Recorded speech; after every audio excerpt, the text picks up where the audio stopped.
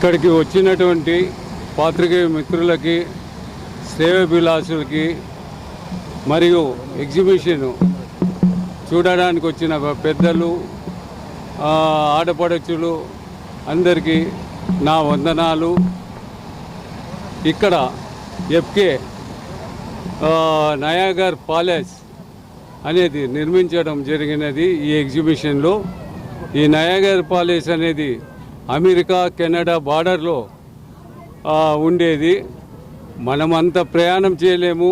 అక్కడ ఎటువంటి వాతావరణం ఉంటుంది, అక్కడ ఎటువంటి జలపాతాలు ఉంటాయి అనే ఉద్దేశంతో ఆ ఆలోచన ప్రకారము ఇక్కడ మా కాన్సెప్టు సయ్యద్ గారు అంతా నిర్మించడం జరిగినది.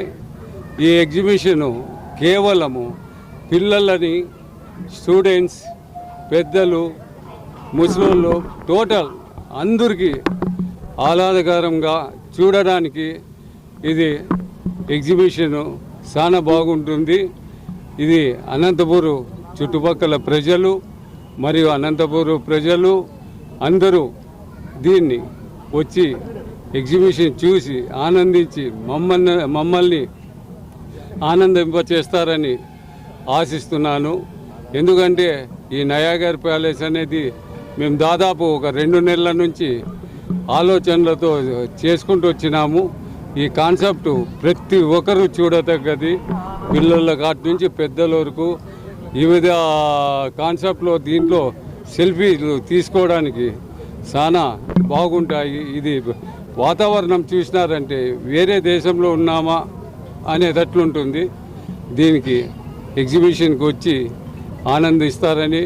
ఇది రుద్రంపేట లో పెట్రోల్ బంక్ పక్కన, రిజిస్టర్ ఆఫీస్ పక్కన ఉంది.